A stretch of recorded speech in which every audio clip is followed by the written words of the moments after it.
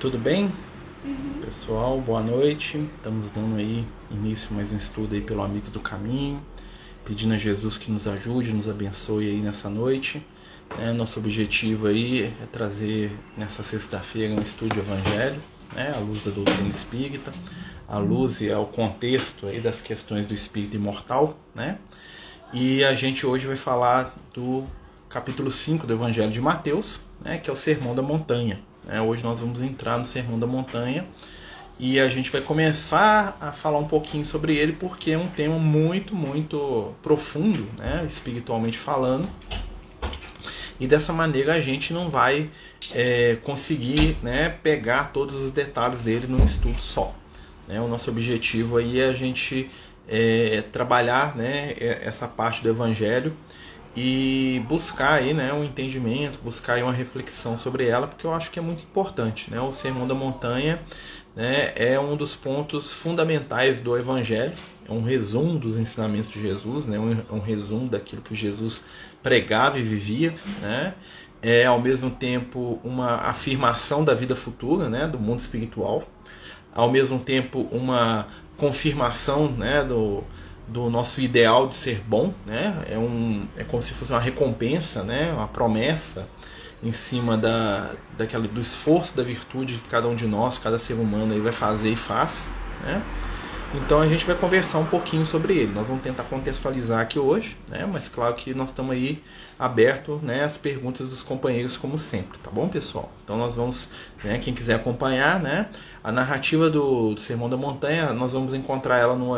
Evangelho de Mateus, no capítulo 5, e também no Evangelho de Lucas, no capítulo 6. Tá? Nós vamos encontrar essa narrativa, apesar que difere um pouco, lógico, dado a lembrança de cada um dos que viram, do que participou desse momento, mas basicamente é a mesma coisa, Só para a gente contextualizar, o que é o Sermão da Montanha? O Sermão da Montanha, tem esse nome, ele recebe esse nome, na verdade, muita gente chama de as bem-aventuranças, mas na verdade o Sermão do Monte ele é um encontro, que Jesus tem com seus discípulos na Galileia, às beiras ali do lago de Cafarnaum, ou Genezaré, muitas pessoas conheciam como lago de Cafarnaum, como o mar da Tiberíades, como o lago de Genezaré, como o mar da Galileia, mas é o mesmo lugar, é um grande lago de água doce, que existia nessa região da Galileia, existe até hoje, E Jesus vai proferir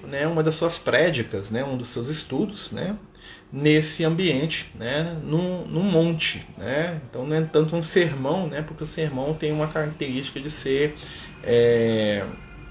um conteúdo mais pragmático, Jesus não, o Sermão da Montanha tem um conteúdo muito consolador, tá? Mas a gente vai entrar aqui, e as bem-aventuranças fazem parte, do contexto do Sermão do Monte ou do Sermão da Montanha.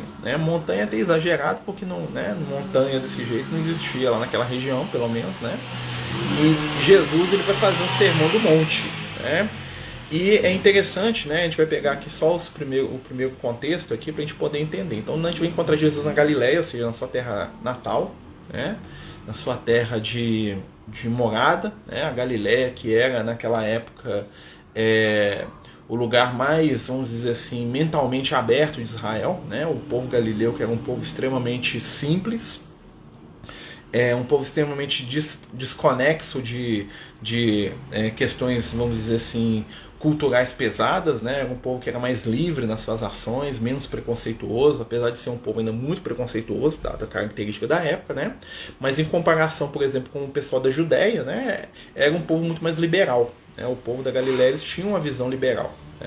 Enquanto o judeu do sul ele tinha dificuldade até de cumprimentar ou de conversar com quem fosse estrangeiro, os galileus faziam isso com uma certa reserva, mas faziam.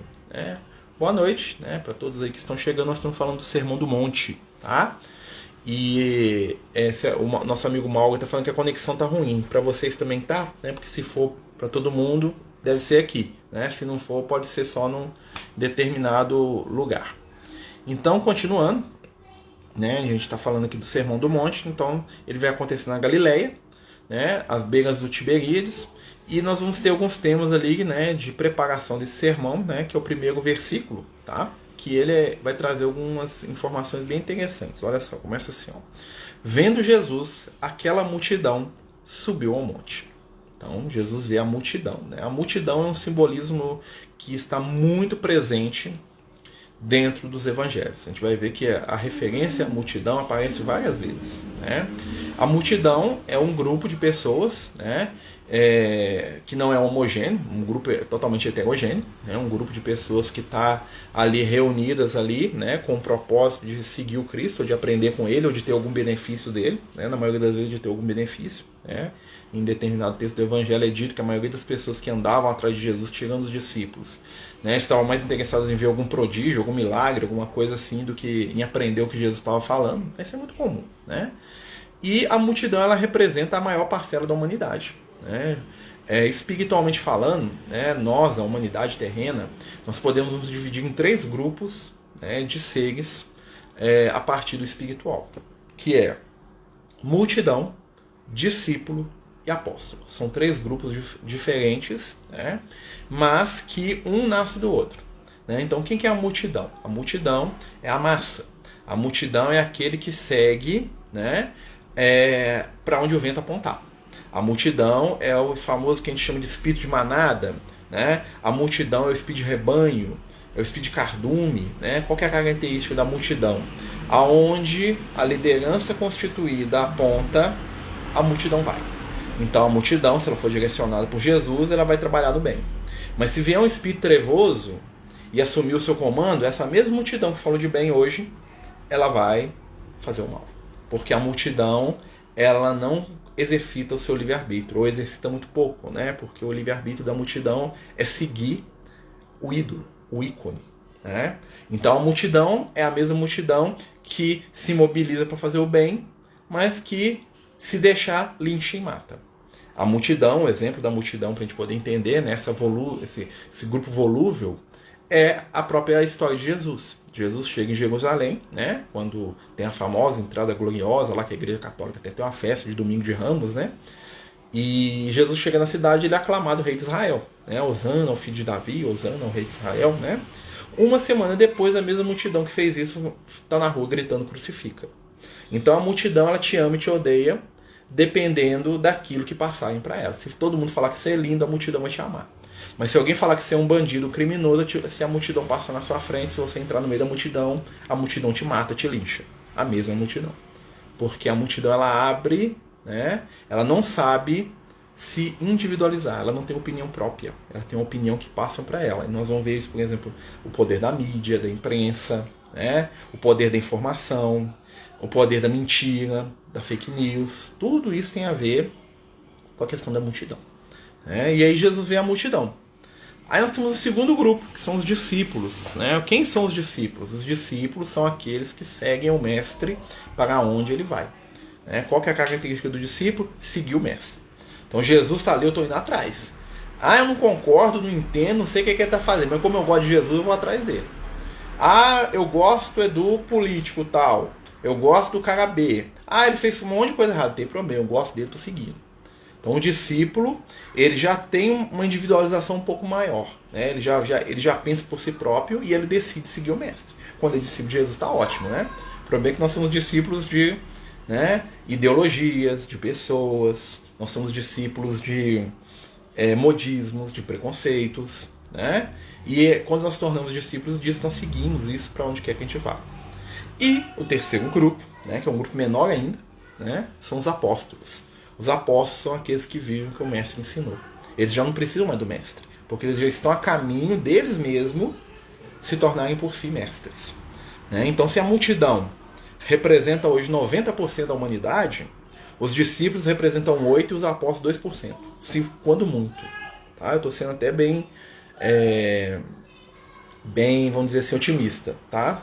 Então, 90% da humanidade está na onda espiritual, na energia da multidão. Ele vai aonde ele foi direcionado pela onda da massa, né? E aí Jesus vê aquela multidão. Olha só, Jesus vê a multidão e Jesus sabe que a multidão precisa de direcionamento, né? E o que ele faz para poder se aproximar da multidão? ele sobe no monte. Aí o pessoal fala, mas Jesus se aproxima da multidão subindo no monte, né? Vamos lembrar que na Bíblia, monte é a representação da elevação espiritual, né? Sempre que nós vamos ver um personagem das histórias bíblicas entrando em contato com a espiritualidade, com Deus, existe um momento de elevação, ele sobe no monte. Isso é simbólico, tá, gente? Não quer dizer que eu subi aqui no morro, aqui, eu peguei o elevador no prédio, ou subi lá no alto do Empire State, né? Ou subi lá no Petronas Tower, lá na Arábia Saudita, lá, ou em Dubai, quer dizer, né? Que eu vou ver Deus, não. Né? Subir no monte é a representação íntima de alguém que está buscando mais alto. E na Bíblia nós vamos ver que tem duas formas de subir. Tem a maneira que sobe, aquele que sobe naturalmente, e tem a maneira daquele que sobe de maneira artificial. E nós vamos entender, por exemplo, a história da Torre de Babel. Né? O que é a Torre de Babel a não ser um monte que foi construído? Né? Ou seja, as pessoas queriam se elevar, mas elas queriam se elevar de maneira artificial, sem conquistas íntimas. Isso é o simbolismo da Torre de Babel. Né? O Moisés, ele sobe no monte, mas o Moisés não consegue sustentar o monte. Porque todas as vezes o Moisés sobe, recebe a informação espiritual, né? O Edu está falando aqui dos 10 mandamentos, mas depois o Moisés desce. E quando o Moisés desce, ele volta para o nível da massa. Porque o Moisés que recebe lá no alto do Monte Tabor, os 10 mandamentos, Monte Tabor, do Monte Sinai, né? Tabor é Jesus. Né? O Moisés que sobe lá no Monte Sinai, recebe os 10 mandamentos, um dos quais diz, não matarás. Ele desce da montanha, encontra o povo de Israel em desequilíbrio e manda matar todo mundo que não concorda com ele. Ou seja, o Moisés quebra as leis. Porque o Moisés não consegue sustentar o estado de elevação espiritual, porque não é um estado íntimo dele.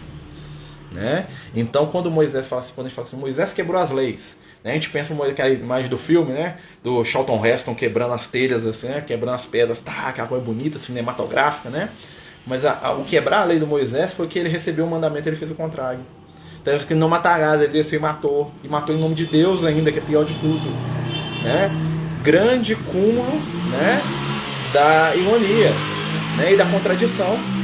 Né? Então ele recebe um mandamento escrito, não matarás, desce e mata todo mundo que não concorda com ele. Ele fez isso várias vezes, inclusive em nome de Deus. Jesus, porém, né? Jesus sobe ao monte. Né? Então Jesus sobe ao monte de maneira a buscar no mais alto os elementos para atender a multidão. Né? Jesus sobe ao monte para poder se colocar ali como modelo a ser buscado. Porque o nosso maior desejo sempre é estar com Cristo. Então Jesus próximo da gente na montanha faz com que a gente queira galgar a montanha para chegar nele. Esse que é o grande, né, simbolismo ali dessa situação. Tá? E aí fala assim, ó, Jesus subiu ao monte e tendo se sentado, aproximaram-se dele os seus discípulos. Olha que interessante. Então Jesus sobe ao monte, né? Mas quando ele sobe ao monte, ele senta. Ou seja, ele abaixa um pouquinho. Ele abaixa, mas abaixa ainda na altura. O ato de sentar é um ato didático, né? Quando Jesus senta, o que ele está fazendo? Ele está assumindo a posição de mestre. Porque lá em Israel, né, quem gosta de Soliel, né, que era mestre em Israel, né? Lá em Israel, o que acontecia na época dos rabinos antigos, na época de Jesus?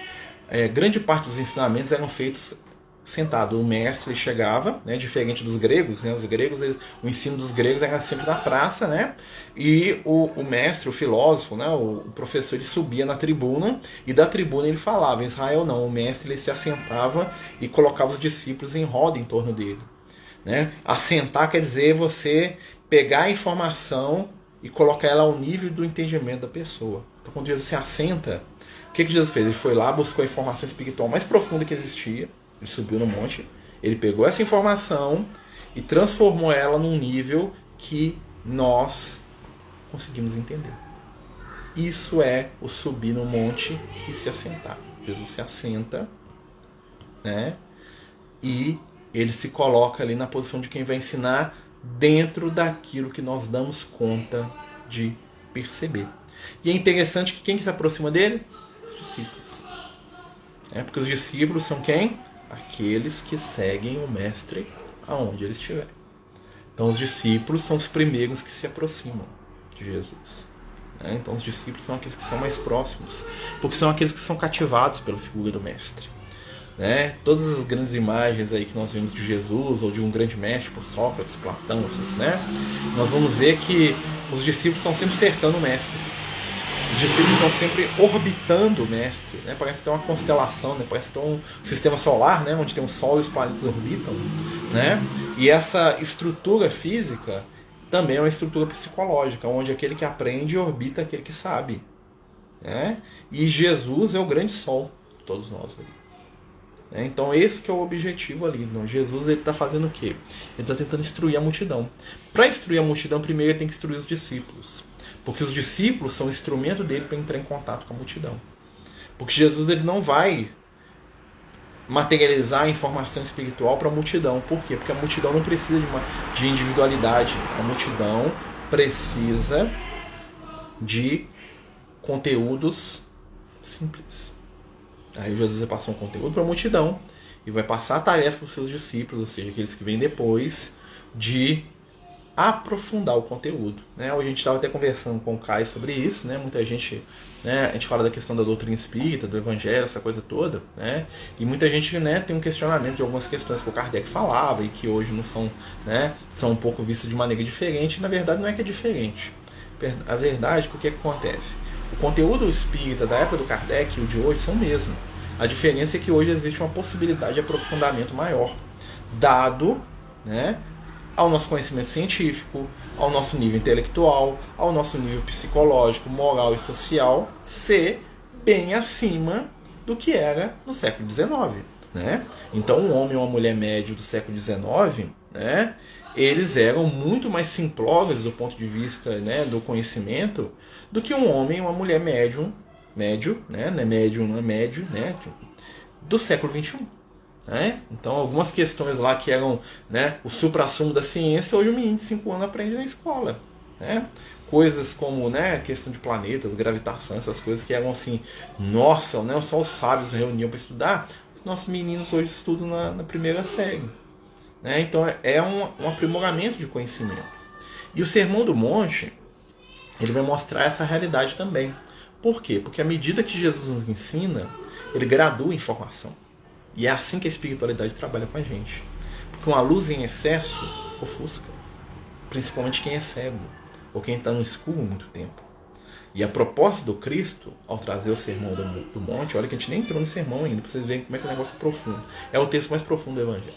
Tá? Para mim é esse e o Evangelho de João, quando Jesus se despede dos discípulos. São os dois textos mais profundos do Evangelho.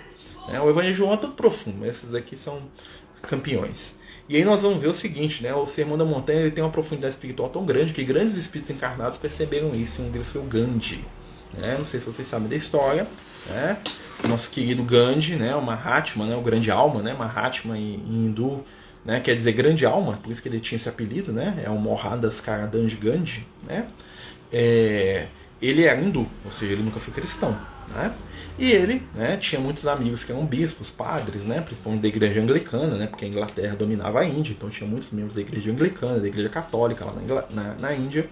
Ele morou muito tempo na Inglaterra também, onde ele foi advogado, advogou, trabalhou muito tempo lá, né, antes de assumir a sua missão espiritual. E o Gandhi, né, ele fala na sua biografia, né, e isso é uma coisa notória aí, que muitos desses amigos dele, que eram padres e bispos, tanto da igreja católica quanto da igreja anglicana, né, insistiam com ele por que ele não virava cristão, por que ele não virava, por que ele não batizava, não ia para a igreja, né, não virava cristão. E o Gandhi, né, com aquela tirada filosófica de espírito de luz, né, porque o Gandhi é um espírito iluminado, você quer saber o que é um espírito de luz na Terra, é o Gandhi, né, você quer entender como é que um espírito de luz raciocina e vive, observa o Gandhi, né, nos seus melhores momentos, claro, né, e aí você vai ver o que é o espírito de luz. E aí o Gandhi, ele fala para eles, ó, se você me apresentar alguém que vive o evangelho igual vocês pregam, eu viro cristão na hora.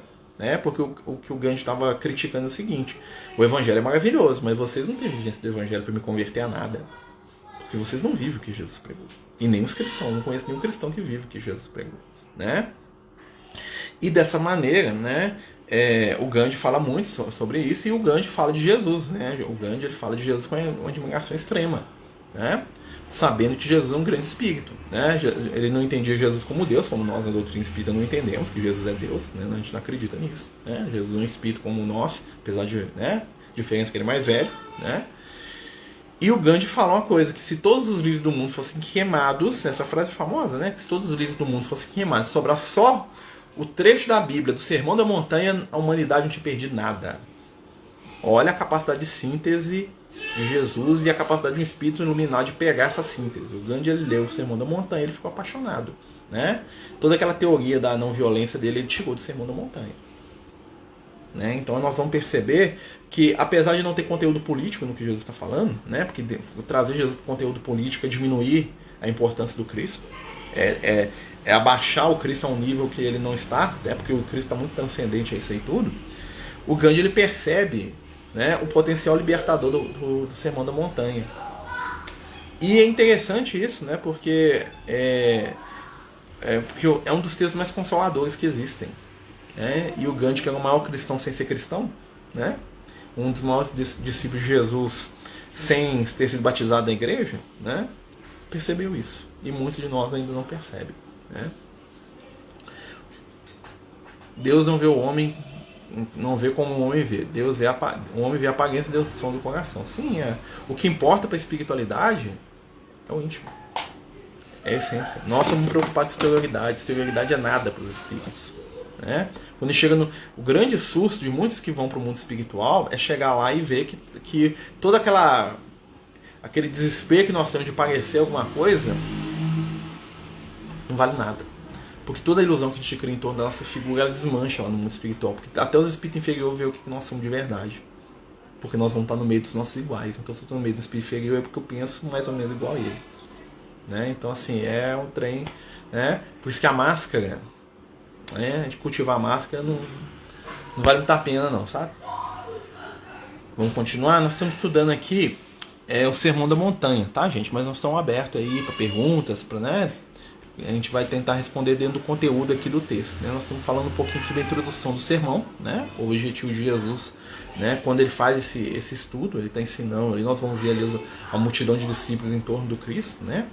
Nós vamos ver ali homens e mulheres de toda a Galileia, de todo Israel, né? Que vão até o Cristo em busca de algo que eles não sabem muito bem o que é, né? E o Mal está me corrigindo aqui, Rabindranath Tagore, que falou isso, né? Que é mal, tudo é muito atribuído ao Gandhi, né? Mas o mal que sabe mais que eu, né? Então, assim, uma coisa que a gente vai pensar, né? É o potencial dos grandes espíritos de atrair as pessoas. E normalmente esses espíritos atraem as pessoas que não sabem nem por que elas estão sendo atraídas, né? Como a gente falou aqui no início, a grande maioria das pessoas que buscavam Jesus iam atrás de cura física. A pessoa ia atrás de Jesus não pelo evangelho, por aquilo que ele ensinava, é porque elas queriam cura física, elas queriam milagre, elas queriam resolver o problema imediato delas, né? Como a maioria de nós, quando procuramos as religiões, as igrejas, as casas espíritas, os templos, nós queremos uma solução imediata para os nossos problemas que não passe pelo esforço. Ou seja, nós queremos que alguém vá lá, bote a mão na gente, resolva o nosso problema e que a gente volte para a nossa vida como era antes, né? E Jesus entendia isso, né? E apesar das pessoas esperarem uma coisa dele, né, a figura do Cristo nos cativava de outra maneira e acabava que, né, a gente está aí até hoje atrás de Jesus, né? Nós estamos todos aqui, né? Jesus era esperto, né? Jesus sabia cativar as pessoas. E ele começa, ó, e abrindo a sua boca os ensinava, dizendo, interessante, né? Falando, por que eles estão falando aqui abrir a boca? Abrir a boca é o poder da criação, tá? Abrir a boca, falar, é tirar de si e dar para o outro. Falar dentro do contexto aí, né, do evangelho, é você doar algo de si para o outro. Você fala aquilo que está cheio do seu coração. Lembra que Jesus fala isso? Né? Que nós temos que preocupar com aquilo que a gente fala e não com aquilo que, né, que a gente come. Porque o que a gente fala está cheio o coração. Então, quando Jesus abre a boca e ensina, ele está trazendo para a gente aquilo que é a essência dele. Ele está dividindo com a gente aquilo que ele tem de melhor, né? Jesus divide conosco aquilo que ele tem de melhor. E isso é uma grande lição para a gente que gostamos de dividir aquilo que nós temos de sobra, né? Nós gostamos de dividir a sobra. Jesus divide com a gente o que ele tem de melhor. E aí nós vamos ver que muitos dos nossos problemas talvez seja esse, né? Porque quem oferece sobra recebe sobra. Porque a lei da natureza, a lei do universo, a lei da causa e efeito, a lei da ação e da reação, é uma lei de que você recebe na medida que você doa. né? E aí eu sempre lembro da história da gente lá no centro de Umbanda, que a gente foi uma vez, né? Fui lá fazer palestra na casa de Umbanda. E chegando lá, tinha um evento lá da casa, lá não sei o que é, eu não lembro, né? E a gente chega lá na casa fazer palestra lá, e tá lá fazendo um estudo de evangelho, né? Meio assim, né? Porque a gente não ia na casa de Umbanda, nunca tinha ido, né? Eu fiquei assim, meu Deus, o que eu tô fazendo aqui, né? Que as darbar, aquelas coisas estranhas assim pra mim, né? Pelo menos, né? Claro, com todo respeito, né? Mas eu achei estranho porque é fora da minha realidade, né? Eu achei estranho porque não faz parte da nossa realidade. E batendo a tabaque, aquela coisa toda, e eu lá falando de Jesus, uma pessoa, acabou isso tudo. Né? O dirigente lá, um dos médios lá do centro de Umbanda, entrou lá sendo mediunizado, né? Tomado pela entidade lá, não sei o nome do espírito, e falou assim, ó, meus irmãos, né? O espírito falando através dele. Eu fiquei assim, meu Deus do céu, mediunidade no meio da reunião, o que é isso, que desequilíbrio? Mas não era não, né? E aí, né? Esse companheiro que está falando aqui, né, são umbandistas tiveram alma, onde a entidade falou exatamente o que você falou sobre procurar religião para salvar o pessoal. É isso aí, ó, né? Aí eu fiquei meio assustado, que eu não estava acostumado, né? A gente tinha 19 anos, né, gente? Aí eu fui lá fazer palestra, né? E aí, aí o mentor manifestou, né, o guia, né, como eles falam lá, né, eles usam mais a palavra guia do que mentor, é mais espírita, né? E aí o espírito virou e falou assim, eu não esqueço isso, ficou marcado para mim desde os 19 anos, não esqueço. Falou assim, olha, gente, meus irmãozinhos, essa semana nós vamos ter a festa para os pobres. Acho que é a festa de São Cosme e Damião que eles faziam lá, um negócio assim, né? E nós precisamos da ajuda de todos vocês, né? Para doar a comida dos nossos irmãozinhos. Nós vamos doar frango para todo mundo. Eles vão comer frango, fazer uma galinhada aqui, doar. Eles vão fazer uma galinhada, doar, dar para os outros comer. Não sei como é que funcionava, não, né? Então, meu lado espírita eu já confesso, nossa, comer carne, né? Eu como, tá, gente? Era na época, né? E aí ele falou assim, ó, e outra coisa, eu quero que todo mundo aqui doe alguma coisa e traga isso o espírito falando, pelo médio, eu lá do lado, assim, né? Acabou a palestra, eu doido pra ir embora, né? Eu ouvindo aqui, falei, meu Deus, né? E falar uma coisa pra vocês, né? O espírito falando.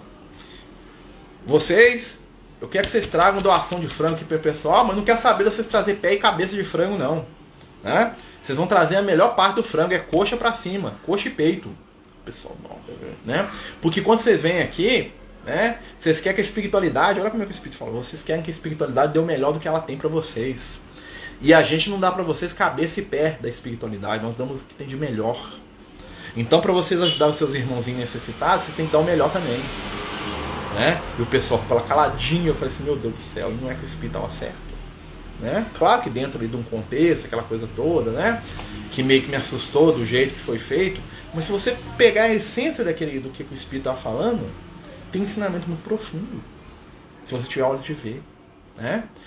Em cima de toda aquela, né, um truculento, né, brigando quase com o pessoal, o que o Espírito estava falando para ele? Ele estava dando uma lição para as pessoas. Ele falou assim, ó, vocês têm que dar o seu melhor, porque vocês querem sempre que Deus dê o melhor dele para você.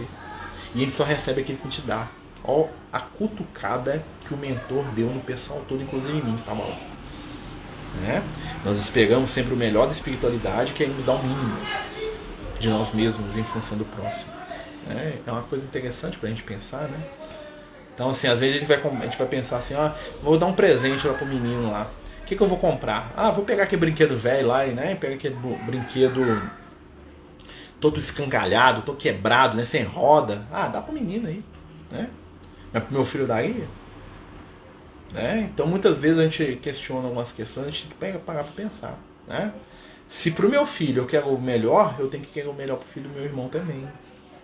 Não pode, entendeu? É aquilo. Se eu desse um brinquedo todo escangalhado pro meu filho, eu daria pro outro também. Eu já dei pro meu filho, tá? A gente acha uns brinquedinhos aí de primo, de parente, vai brincar, né? Mas a gente tem que pensar nisso. São coisas pra gente poder refletir. Aí entra a questão de Jesus aqui com os discípulos dele, né? Então vamos começar aqui, ó. Nós vamos pro primeiro, né? Primeiro pedaço. Só que nós estamos na metade do estudo, gente. A gente nem começou a falar, né? Do sermão mesmo, né? Mas o objetivo não é entrar em tudo, não, tá, gente? Preocupa não. Abriu a sua boca em sinal e dizendo: bem-aventurados os pobres de espírito, porque deles é o reino dos céus. Então hoje nós vamos fixar nesse aqui. Bem-aventurados os pobres de espírito. O que é pobre de espírito? Para muita gente, pobre de espírito é aquela pessoa tacanha, ignorante, né? incapaz de ter um raciocínio mais aprofundado, de ter uma sutileza. Né? Pobre de espírito é aquela pessoa boba, ignorante, agressiva. Né? É um pobre de espírito. O que é uma pessoa pobre de espírito? O que é ser pobre? Por que o Francisco de Assis era pobre? Por que o Francisco de Assis abraçava a irmã pobreza? O que é ser pobre? Para a gente entender o que é ser pobre, nós temos que voltar 400 anos antes de Jesus e encontrar um moço, né, lá na Grécia, que era um dos espíritos mais iluminados que pisou na Terra antes de Jesus. Tá? Um dos espíritos mais iluminados que pisou na Terra, no mundo, antes de Jesus chegar na Terra. Né? Eles estão no mundo espiritual. Um dos maiores missionários do Cristo que veio na Terra nasceu na Grécia, chamado Sócrates. Tá? E o Sócrates, que era um espírito extremamente interessante, né? Ele era contradição em pessoa, né? Ele tinha o pensamento mais lindo do mundo, era o cara mais feio que existia, né? O pessoal falava. O Sócrates, que era filho de uma parteira com um coveiro, né? A mãe dele era parteira e o pai era coveiro, ou seja, né? Então era a vida e a morte ali junto ali, ó. Né? Ele era, né? Filosoficamente, né? O Sócrates, que era um personagem tão acima da capacidade humana de entendimento que muitos estudiosos acham que ele nem existiu, que ele é um personagem do Platão, que o Platão inventou o Sócrates. Assim como muita gente acha que Jesus não existiu porque inventaram Jesus. Né? Todo ser que é muito superior, né, buga a cabeça do sábio. Né? O sábio, não pode existir um cara desse. Isso é impossível. Um cara igual esse cara não pode existir. Todo mundo tem que ser ruim igual eu. Né? Então quando aparece um ser iluminado tipo Sócrates de Jesus, as pessoas entram em parafuso, elas não dão conta muita gente não dá conta de absorver aquilo. Isso é lenda, isso não existe, isso é lorota, né? Porque é mais fácil falar que é lenda do que aceitar que existe um padrão acima do que a gente dá conta. E aí o Sócrates, né, quando ele era jovem, viajando, né, pela Grécia, no seu processo de aprendizado, ele vai numa ilha chamada Delfos. A ilha de Delfos era conhecida por ela possuir um oráculo do deus Apolo, que era o deus da luz. Né? E luz é sinônimo de conhecimento. Né? O deus Apolo, filho de Zeus e de Leto, né? Irmã gêmea de Artemis, né? O deus do sol, né? O deus da luz, do conhecimento, da beleza, da música, das artes, da literatura. Blá, blá. Apolo é um cara chique. Né? E quando ele chega no templo do Apolo, né, lá em Delfos, né, onde tinham as pitonisas que, né, que falavam e materializavam a voz do deus, né, ele lê na porta do templo uma frase que vai ficar gravada como sendo dele, né, porque ele citava tanto essa frase, né, que o pessoal achou que era de autoria dele. Não, ele leu lá na porta do templo. Estava pregada na caverna, assim, na entrada da caverna estava esculpida essa frase. Homem, conhece-te a ti mesmo e saberás sobre ti, sobre a vida e sobre os deuses. E aí o Sócrates, né, extrapola o raciocínio dessa frase quando ele diz, né, o verdadeiro sábio é aquele que tem consciência da sua ignorância. E aí Jesus fala aqui, ó, bem-aventurados os pobres de espírito. O pobre é aquele que não tem. O pobre é aquele que precisa de algo. Sócrates nos ensina. O verdadeiro sábio é o ser que é consciente da sua própria ignorância. Ou seja, o sábio de verdade, ele sabe que ele sempre tem que aprender. Ele sabe que ele sempre precisa estar aberto para o novo, para o aprendizado, para o crescimento, para o conhecimento, para a informação. Né? A morte do sábio, do ponto de vista de Sócrates, é quando um sábio diz que sabe tudo. Então esse sábio é o maior tolo e ignorante. Por isso que ele tripudiava dos sábios gregos da época dele. Porque eram pessoas que achavam que sabiam tudo, não sabiam nada. Né? E ele trabalhava desconstruindo, né, o falso conhecimento. Por isso que ele morreu. Né? E Jesus fala assim, bem-aventurados os pobres. Olha como é que uma coisa tem a ver com a outra. Né? Estou viajando aqui, tô não. Quem que é o pobre de espírito? O pobre de espírito é aquele que sabe que tem que aprender. O pobre de espírito é aquele que busca o conhecimento espiritual por já ter dentro de si a consciência de que não sabe nada. Ou de que tudo que ele sabe é apenas primeiros passos numa caminhada. Bem-aventurados os pobres de espírito. Bem-aventurado você que já descobriu que você precisa aprender mais. Bem-aventurado, ó homem, és tu que percebeu que o seu conhecimento é ainda ignorância. E por isso você vai continuar aprendendo numa progressão rumo à verdadeira sabedoria. Por isso que quando Nicodemos busca Jesus, Jesus fala para ele, tu és mestre de Israel, não sabe dessas coisas que você está me perguntando? Jesus questiona. O que Jesus faz com Nicodemos? Ele dá o primeiro ensinamento para Nicodemos. Primeiro, desaprende o que você sabe. Ou questiona. O que você sabe é importante? Sim, mas é nada de nada. E o que nós sabemos? Nós temos conhecimento da espiritualidade, nós temos informações do mundo espiritual, nós temos os livros, nós temos as obras, nós temos a construção espiritual, né, das religiões, da nossa sociedade. Mas isso ainda é muito pouco para a gente dizer que a gente sabe tudo. Nós temos percepções, nós temos visões, nós temos primeiros passos que já foram dados por aqueles que estavam antes de nós, que muitas vezes eram nós mesmos, em outras vidas, né? Mas o nosso processo de aprendizado, de despertar espiritual, é algo que ainda demanda milênios. Por isso Sócrates era o homem mais sábio da Grécia, porque ele sabia a realidade sobre si mesmo. E a sede de conhecimento dele o tornava um pobre de espírito. Porque aquele que se sabe pobre deseja a riqueza. E não é a riqueza material, é a riqueza dos valores. Porque deles é o reino dos céus. O reino dos céus é o reino de consciência. Céu na Bíblia é o simbolismo pleno da nossa consciência, do nosso pensamento, da nossa mente, daquilo que está dentro de nós, da nossa capacidade de perceber, de conectar, de sentir, né? De entender Deus. Isso é consciência. Do átomo ao arcanjo, tudo tem consciência. O que varia é a gradação de abertura dessa consciência e de entendimento que essa consciência dá para cada um de nós. E viver, né, é desenvolver consciência. Todos nós avançamos para níveis de consciência maiores. Vocês estão entendendo, meus amigos? Né? Então, quando alguém fala que sabe tudo, ele está assinando um atestado de ignorância plena. Né? Porque o verdadeiro sábio é o que se dispôs a aprender. Né? E ele fala aqui, ó, porque deles é o reino dos céus, é o reino de consciência. Só desperta a consciência aquele que vê que a consciência dele ainda é limitada. Né? Se a gente não quiser ser mais do que nós somos, nós não vamos caminhar. Se nós não quisermos ser pessoas melhores do que nós somos hoje, aí a gente fala assim, muita gente pergunta assim, quando que eu vou deixar de querer ser bom? Nunca. Porque a essência do nosso crescimento enquanto ser é querer mais. Querer saber mais, querer amar mais, querer poder mais, querer fazer mais, querer viver mais, querer sentir mais, querer perceber mais, querer estar mais, querer entender mais, querer compreender mais, querer servir mais, querer trabalhar mais. Né? E isso é um motor que vai nos elevando, grau a grau, na caminhada evolutiva. E aí nós vamos entender por que Jesus fala isso. Bem-aventurados os pobres de espírito. Né? Ô meu amigo Eco, bem-vindo ao clube, tá? Você sabe muito pouco, nós também. Nós estamos juntos nessa aí. Né? Nós estamos caminhando para aprender. O que nós sabemos é muito pouco. Nós devemos... A maior lição, observem aí para mim se deu uma melhorada aí na transmissão. Aí, né? Eu lembro uma vez que a gente estava na rua. Voltou? Eu troquei aqui a internet. Isso é culpa do funk, tá? Passou o funk aqui, brincadeira, né? Eu lembro que a gente tava na rua uma vez, eu e uns amigos lá da Casa Espírita, né? A gente ficava lá batendo papo, falando de evangelho depois da reunião, né?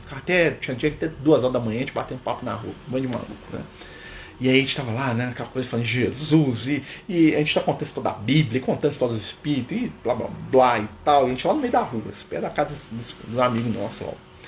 Aí, em determinado momento lá, né? Para do nosso lado, assim, a gente tá falando de Jesus, já vai para um carro do nosso lado, abre o porta-mala assim e bate aquele funk mais pesado, né? Que arrebenta qualquer um, né? No nosso ouvido. E aí, né? A gente lá, a gente faz aquela cara de ofendido, né? Tipo assim, né? Tipo assim, chegou o espírito inferior, né? Eu tava aqui falando de Jesus, cara, vem aqui, né? Aí, né? A gente tá lá naquela cara, né, de tristeza, né? Porque o funk tava abafando o som da nossa conversa, né? E aí, depois que a gente atravessou a rua, mesmo assim o som não diminuiu muito, né? Mas a gente atravessou, saiu de perto, né? A gente, né, já ia pra despedir, quem que eu vejo descendo na rua assim, ó, descendo o morro assim do lado, assim, o Liel, descendo o morro assim, o espírito, descendo, né? Uma alegria, assim, né? Com aquela barba branca dele lá, parecia o Papai Noel, assim, né? Descendo assim, com a roupinha branca, que ele gosta de vestir de branco, né? Vestir de doutor da lei, igual eu gostava, né? Da época dele lá de Israel, né? descendo lá, que é manto, aquela coisa toda, descendo na rua assim.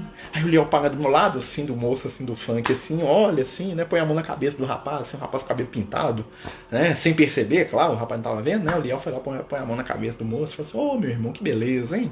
Né? Olhou para mim e falou assim, olha só, meus filhos, né? Que maravilha esse nosso irmão aqui, ó. Já tá no caminho da caridade, gosta tanto de um tipo de música que ele quer dividir com todo mundo. Olha que evolução espiritual. Aí eu fiquei, né? Né? Virei pros companheiros e falei assim, ó, o Liel tá falando isso aqui, eu tô falando que o cara, né, que o companheiro ali, ele já tá aprendendo a caridade, né? Que ele gosta tanto daquela música lá que ele quer dividir com todo mundo da rua, né? Apesar de não perguntar a nossa opinião, e eu acrescentei, né? Aí nós vamos entender o que é o Espírito Sábio. O que é o Espírito de Luz, né? Os Espíritos de Luz veem o bem em tudo. Não porque eles são idiotas ou porque eles vão modificar ou não, porque eles realmente veem o bem em tudo, né? Porque quando ele olhou para aquele companheiro lá botando o funk dele lá no carro, lá para abafar a rua inteira, né? Para o som ir para a rua inteira, ele percebeu naquele espírito, né? Ele deve ter visto a história espiritual daquele companheiro e falou assim: hoje ele está querendo dividir o que ele tem com os outros, porque ele acha que aquilo é lindo. Nós não sabemos valorizar o bem. Ainda não. Né? Porque bem para nós é aquilo que nos agrada. Não é aquilo que o outro dá conta de fazer. Então muitas coisas que nós achamos que nós estamos arrasando, arrebentando, aos olhos de Jesus, eu me disse, nossa Senhora, meu Deus, é o baile funk do Marcelo. Entendeu? E a gente não percebe isso, que nos falta tato espiritual. Por isso o Sermão da Montanha, né, ele inicia, né, a primeira frase do sermão, né, nós vamos ficar só nela hoje, tá? Ela inicia falando: bem-aventurados os pobres de espírito. Bem-aventurados todos aqueles que sabem e que desejam aprender, pois deles é o reino dos céus. Deles é a conquista da consciência, o despertar. Primeira coisa para a gente entender o sermão da montanha, primeira coisa para a gente entender os raciocínios do Cristo: descer do nosso pedestal de conhecimento, né? Sem jogar fora o que a gente sabe, mas preparado para aprender mais. Preparado para não ter dogmas, para não ter ideias fechadas sobre as coisas, né?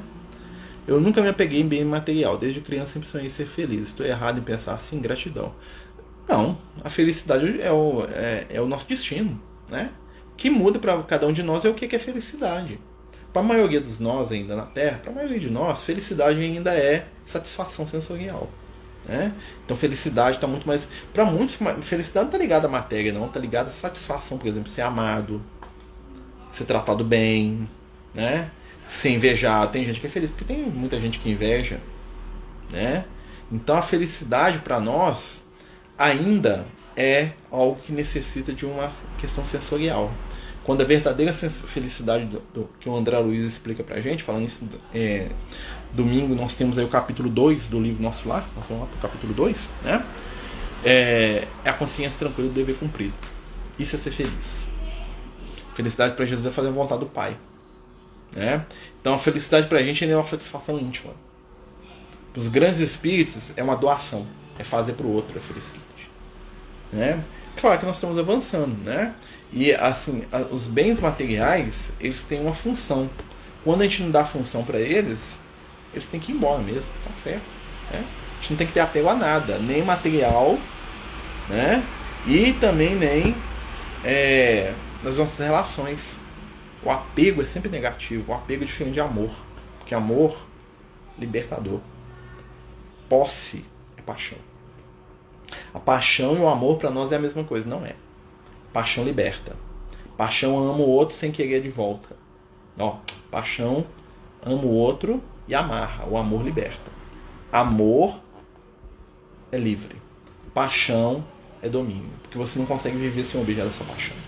Seja uma coisa material, seja uma coisa espiritual, uma ideia. Tem gente que é apaixonada pelas suas ideias, pela sua religião, pela sua forma de ver a vida. É apaixonado. Não consegue viver. Não consegue desapegar, né? Isso é paixão também, tá? Os espíritos do mundo espiritual, eles obsediam ideias também, né? A gente fala assim, é um obsessor porque o cara tá no dinheiro. Tem, mas tem um obsessor da vaidade. tem obsessor do ego, tem espíritos que são apegados à própria história, ao próprio ego, ficam lá, nossa, que eu fui famoso, que eu fui poderoso, que eu sou um cara muito inteligente, olha quantos livros eu tenho, quantos livros eu escrevi, olha como é que eu dei aula, olha como é que as pessoas me valorizavam. Isso também é apego. Culto ao ego, culto a si mesmo, culto ao outro, né? É apego.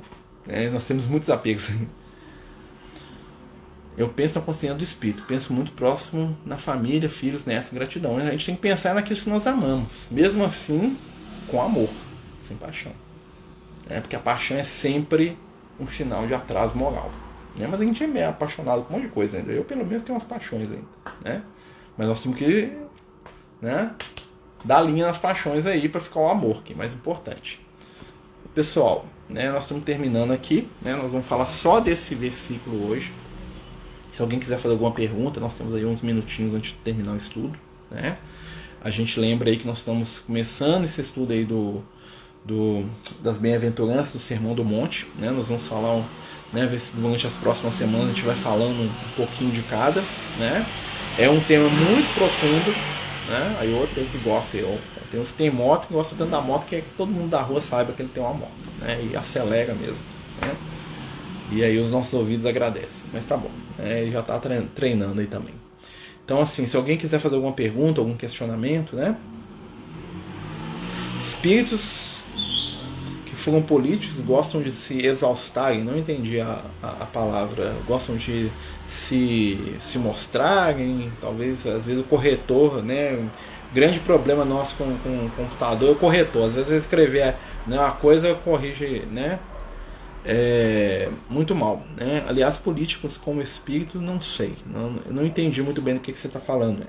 Porque essa palavra aqui. Gratidão, meu querido, Deus abençoe. Obrigado, amigo, você também. Mas assim, o que acontece? Todo espírito vaidoso se exaltar, porque na verdade eles se exaltam porque eles encontram quem exalte eles também, Eles têm pessoas que são verdadeiros idólatras de políticos, Porque o doutor chegou e não é só político, Eu vejo isso em ambiente de trabalho, O doutor chegou, olha, o doutor chegou, meu Deus. O prefeito aí, o prefeito tá ali, o prefeito, beleza com o prefeito. Eu uma vez que a gente estava na casa espírita, fiz raiva nos companheiros da casa espírita, Estava aqui em Contagem, E aí, o companheiro nosso da casa espírita falou assim: semana que vem, meus irmãos, lá na palestra, o presidente da União Espírita Mineira vai vir na nossa casa espírita fazer uma palestra. Aí, com aquela pompa, todo mundo assim, nossa, o presidente da União Espírita Mineira vai vir na casa espírita. Eu não aguentei. No meio da palestra, eu sei que eu tô errado, tá, gente? Mas eu fiz. No meio da palestra, aí acabou a palestra. Lembrando, gente, eu levantei a mão, tava sentadinho lá no fundo. Lembrando, gente, que o presidente da União Espírita Mineira é tão importante quanto o gari da esquina, tá, gente? Porque muitas vezes a gente acha que porque é presidente da União Espírita Mineira é como se o seu bispo tivesse vindo na igreja, nós vamos ter que beijar a mão dele, Tá vindo um espírito puro, que tudo que ele falar é perfeito, é 100%. Não, tá? O cara ser presidente, não ser presidente, isso não desabona nem abona ele nada. O que importa é o ser humano que ele é. Então a palestra dele não é melhor nem pior porque ele é presidente da União Espírita Mineira, não.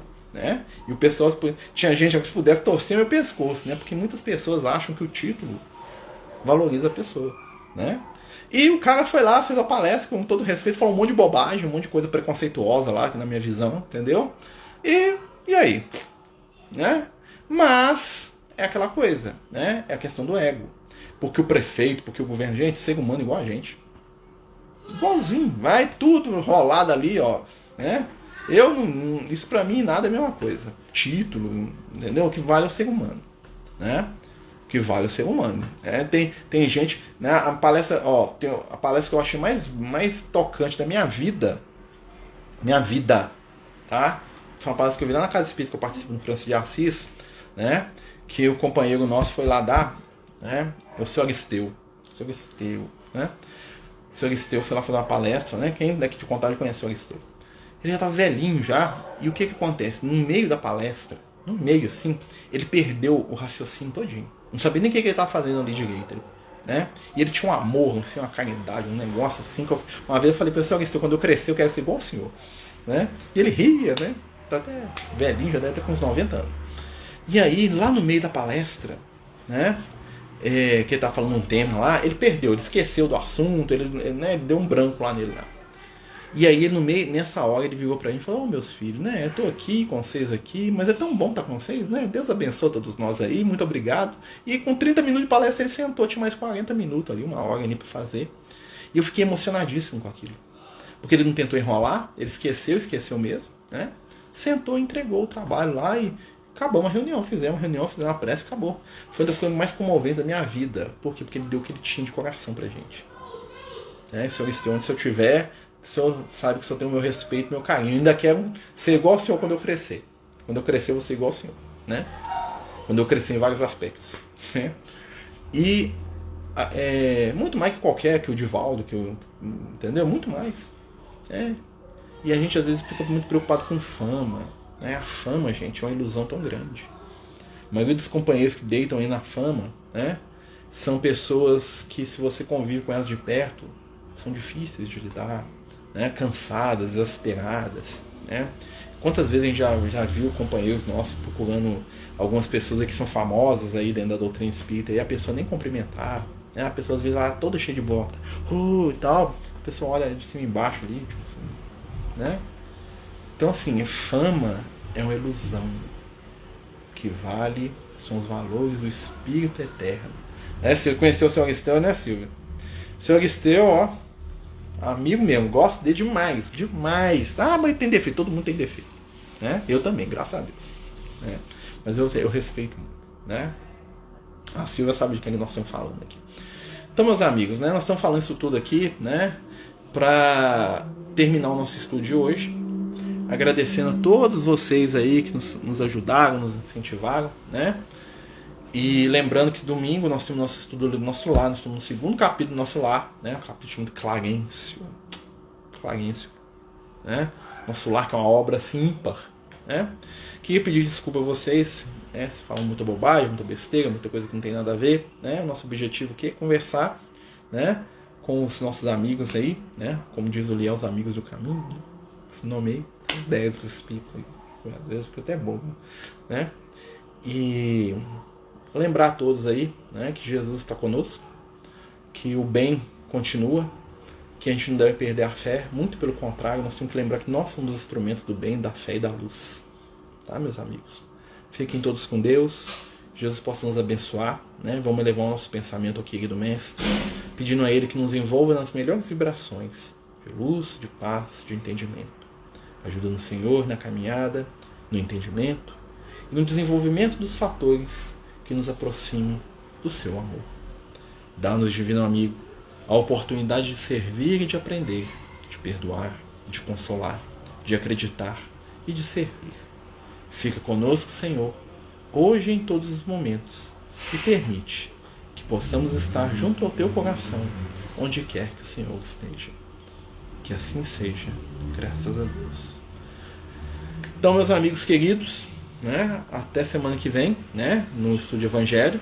Lembrando que domingo nós estamos aí 8 horas com o estudo do livro Nosso Lar, né? Agradeço a todos aí pela ajuda, pela boa vontade, pelo carinho, pelo afeto. Muita paz, muita luz, muito amor para todos vocês. Se puderem aí curtir aí, né, marcar aí no YouTube pra gente, né? O vídeo vai estar no YouTube, né? Aquelas coisas todas de curtir e compartilhar nos ajuda muito, né? Pra gente difundir aí os nossos trabalhos sociais, né? Quem sabe um dia a gente vai ter um alcance aí de vídeos aí, né, que vão nos sustentar na questão da obra do bem aí, da caridade que a gente tem tanta ideia de fazer, né, Cida? Fiquem com Deus, viu, meus amigos? Muita paz, muita luz. Até domingo, se Deus quiser. Beijão no coração.